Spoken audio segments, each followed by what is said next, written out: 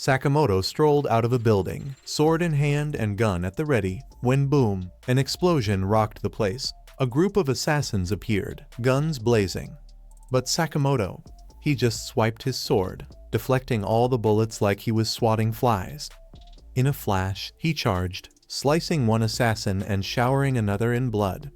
A quick shot took down the second guy. 2 more rushed him, but Sakamoto strangled one and shot the other. The rest, they opened fire with machine guns, but Sakamoto dodged every single bullet. He shot them all down, leaving just one poor soul standing, frantically searching for him. Sakamoto popped up out of nowhere and put a quick end to that guy. Later, Sakamoto ditched his criminal past and started a quiet life. He met a beautiful woman while shopping, fell in love, married her, and they had a kid. He even opened a shop and became the perfect family man. Then, one day, Shin, an old gang buddy, showed up. Sakamoto was busy playing with a kid who often visited, trying to hit a target with a fake arrow. He missed, and while getting ready for another go, he accidentally spilled ink all over a customer's clothes. The angry man grabbed the boy and started yelling. Sakamoto just watched as the man kept going. But when the guy raised his hand to strike the boy, Sakamoto stepped in. He briefly imagined taking the guy down with a pen but thought better of it. The man stormed out, insulting Sakamoto along the way. The boy thanked Sakamoto for stepping in, and Sakamoto's wife and daughter comforted him. Shin, observing everything, praised Sakamoto's speed and restraint, even revealing that he could read minds. He pointed out that Sakamoto could have easily dealt with the man earlier. Sakamoto briefly considered striking Shin for a second, but then dismissed the thought. Shin asked if Sakamoto had truly turned his back on his violent past, and if the shop was his new chapter. He also couldn't help but comment on how much weight Sakamoto had gained, urging him to return to his old ways. Sakamoto just shrugged, saying he wasn't the same anymore. Shin tried to remind him of his fearsome past, how leaders feared and respected him. But Sakamoto, he kept eating, ignoring the whole thing. Shin sighed, mentioning how Sakamoto used to eat street food and never anything so fancy. As Shin lit a cigarette, Sakamoto snatched it away, pointing to a no-smoking sign. Shin blinked, realizing it wasn't just a suggestion, it was a subtle threat. Sakamoto could take him out if he wanted to. Before Shin could react, a man on a bicycle showed up and asked Sakamoto for help. Shin was shocked to see Sakamoto being so kind, but he followed anyway. The man needed help with a tree in his yard that had gotten way too big. Sakamoto pruned it in a flash, leaving Shin stunned. Next, a woman arrived, saying her daughter wouldn't eat. Sakamoto fixed that too, feeding the girl. Later, he dealt with 2 kids fighting over a ball, cutting it in half and ending their argument. Frustrated, Shin accused Sakamoto of hiding his true self behind acts of kindness. He called Sakamoto's appearance disgraceful and stormed off. Just before leaving, a little kid threw a toy arrow at Shin's head and ran off, causing Shin to snap at the child. As he got into his car, he reflected on how much time had passed since he'd last seen Sakamoto. Sure, Sakamoto had put on some weight, but he was still as fast as ever. Despite his frustration, Shin couldn't help but feel a little happy, secretly wishing he and Sakamoto could team up again. Then, his boss called. "Did you convince Sakamoto to come back?" the boss asked. "No," Shin replied. "Did you kill him?" the boss pressed. "No," Shin answered again, explaining that Sakamoto had gained weight and wasn't a threat anymore. This infuriated the boss, who reminded Shin of the gang's rule. Anyone who retires must be eliminated. If you don't do it, someone else will, and you're next. Shin, feeling the pressure, ended the call abruptly. He went to buy supplies, took a bath, had a meal, and lay in bed, thinking about his boss's ultimatum. He realized that if he didn't act, someone else would harm Sakamoto.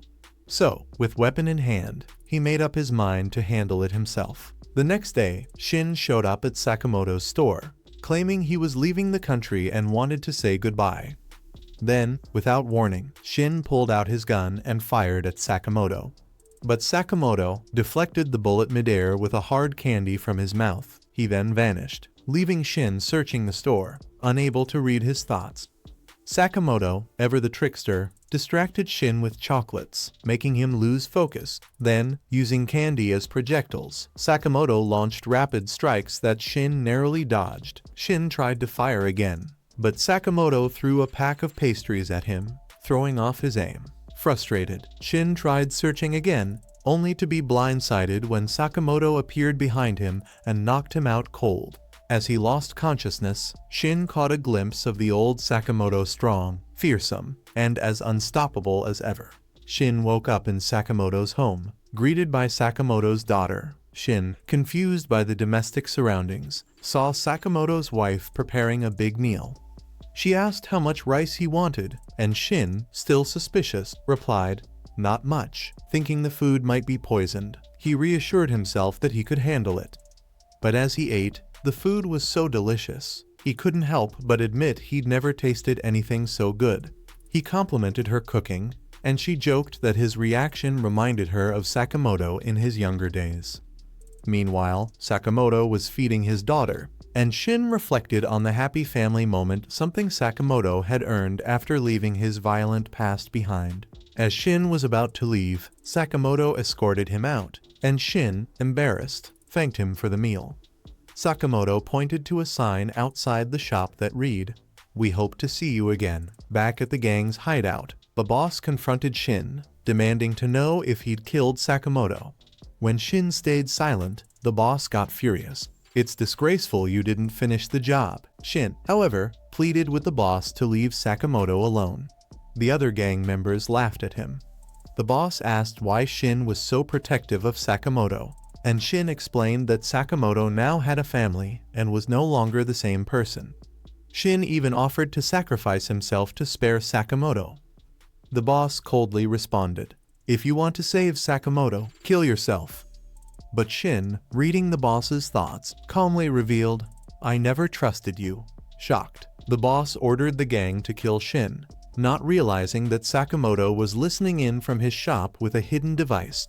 Using his quick thinking, Sakamoto turned his shop into a makeshift armory and grabbed a gun. Meanwhile, Shin fought back, taking out 4 gang members with his weapon. One of the gang tried to sneak up on him, but Shin was ready, delivering a swift neck kick that knocked him out cold. Another gang member, aiming a heavy weapon at Shin, was outwitted when Shin read his mind and dodged the attack. The boss, frustrated with the lack of progress, gathered the remaining gang members. He explained that Shin could read minds and ordered them to attack from a distance. Surrounding Shin, they closed in, but he was running low on ammo. He made his move, taking down 2 more gang members before a bullet hit his leg, leaving him immobilized. The gang aimed their guns at him, but just as things looked grim, Sakamoto arrived. With surgical precision, Sakamoto incapacitated the gang members around Shin. The boss, furious, immediately ordered the gang to kill him. But Sakamoto countered every attack. He used chopsticks to disarm and defeat several of the gang members, caught bullets with them, and even used pens to take out others. With a single leap, he grabbed a rope and used it to take out even more. Sakamoto then grabbed a weapon from one gang member and expertly dodged a stab attempt from another. He knocked out the attacker with a punch and faced the gang leader, who ordered his men to shoot Sakamoto. But Sakamoto, moving like a blur, dodged the bullets and destroyed the leader's gun, swiftly taking down the remaining attackers.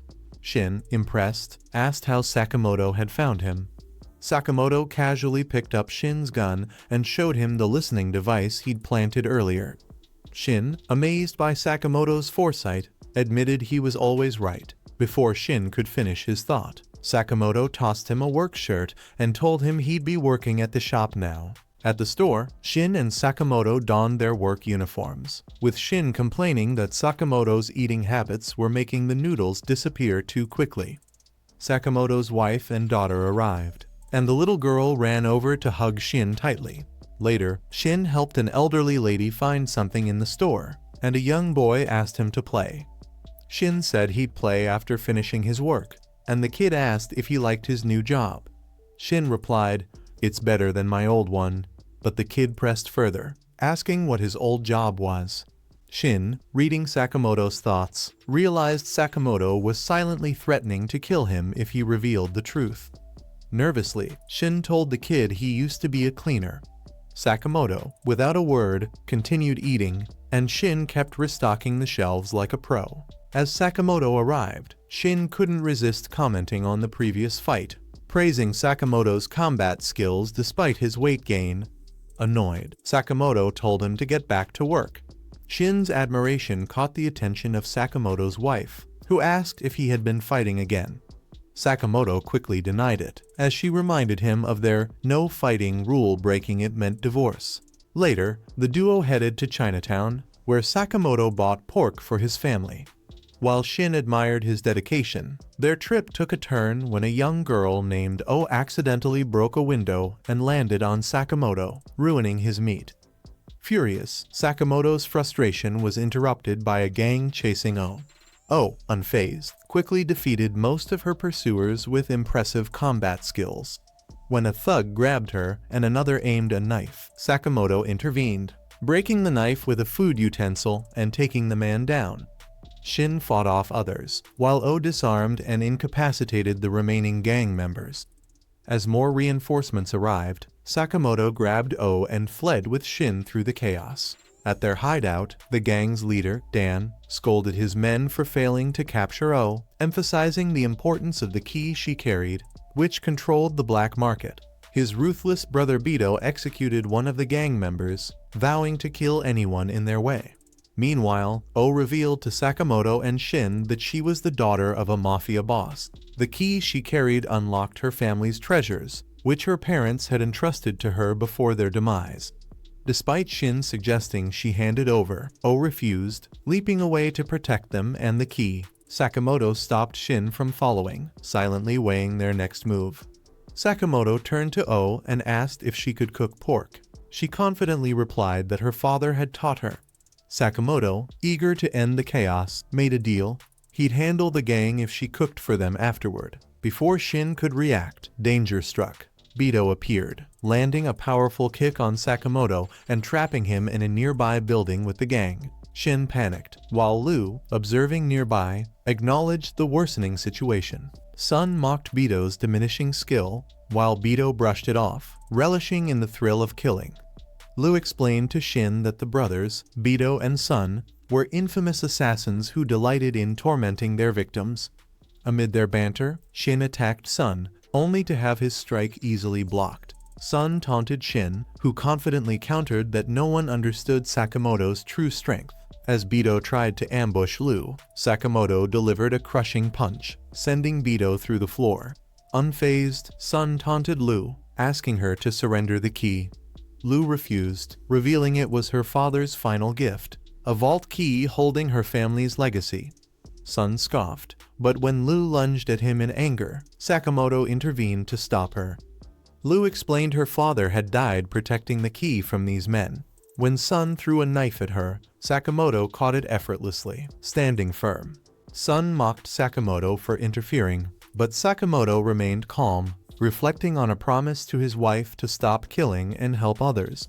With renewed resolve, he declared, "That's my rule, I don't kill." The brothers launched a synchronized attack, but Sakamoto skillfully evaded every strike with ease, catching knives mid-air like it was second nature. Frustrated, the brothers regrouped, baffled by Sakamoto's composure. Despite their relentless attempts, Sakamoto remained untouchable, his mastery leaving them stunned. Shin watched Sakamoto effortlessly handle the battle and asked, "You good?" Sakamoto, with a faint smile, replied, "Just a bit sore." Frustrated, Sun demanded, "How is he doing this?" Bato grinned. "I think we know what to do next." Before Bato could act, Sakamoto knocked him out with a single blow. Sun lunged but had his weapon shattered.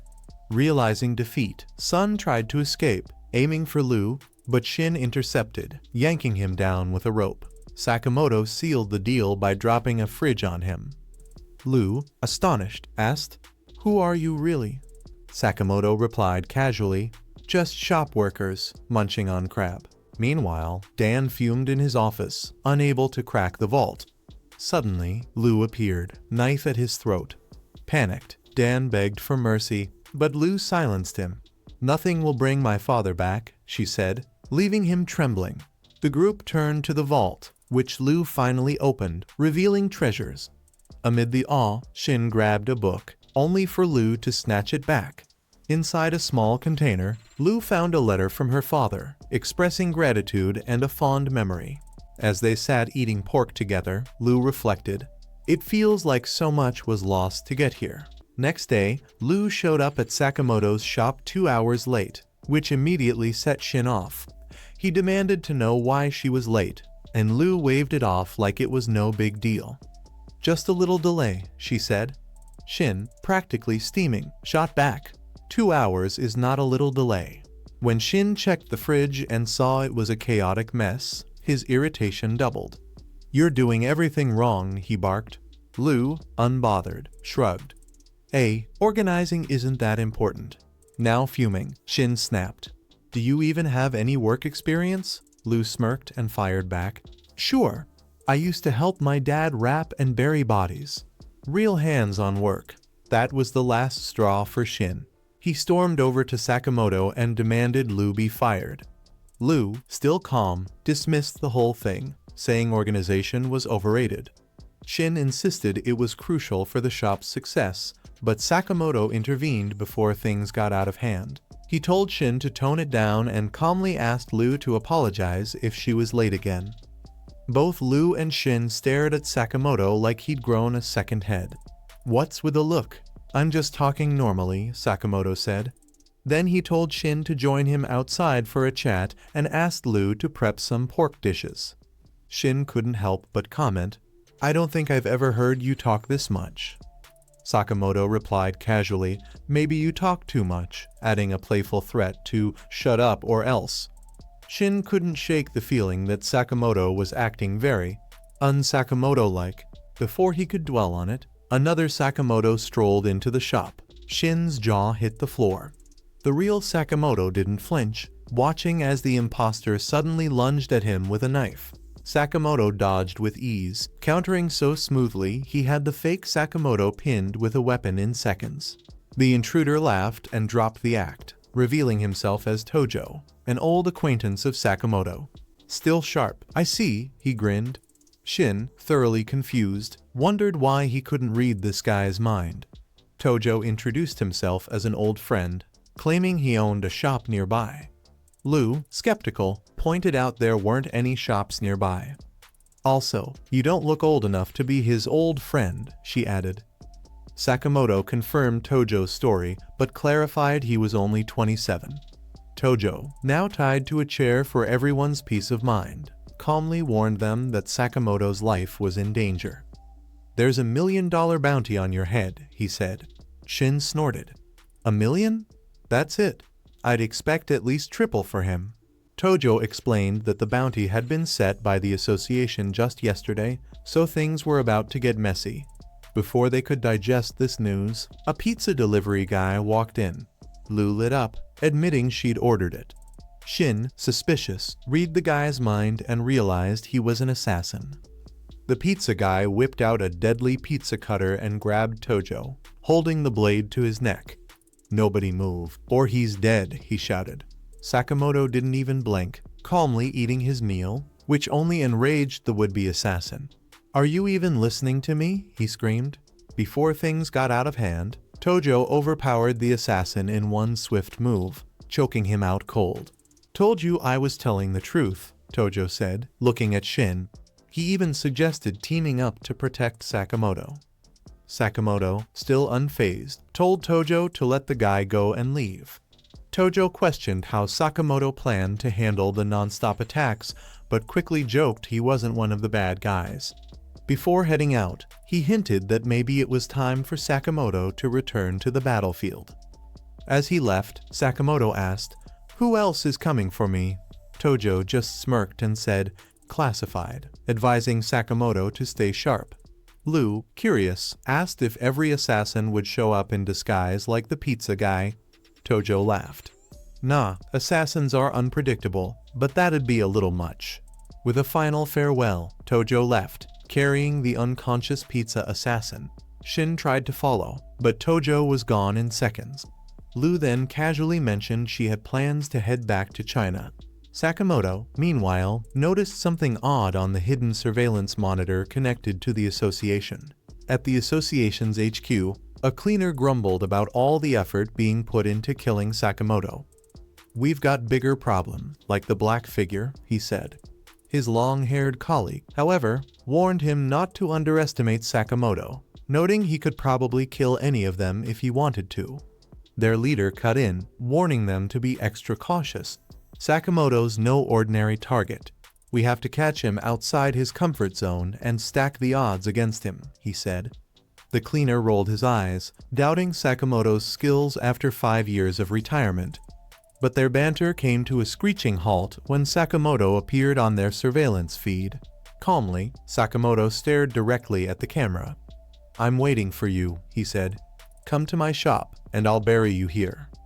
The group froze in shock as Sakamoto shot out the surveillance camera hidden in the pizza box, leaving them in stunned silence.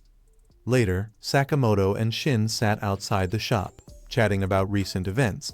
Shin admitted he wasn't sure if Tojo could be trusted, but if Tojo was telling the truth, they were in for big trouble. Sakamoto, unbothered, told him they'd be fine for now as long as they ate, drank, and stayed sharp. However, he added, "We need to up our game. Enemies can show up wearing any face." Just then, Sakamoto's wife and daughter appeared. His daughter, practically bouncing, announced she was ready to go. "Go where?" Shin asked, curious.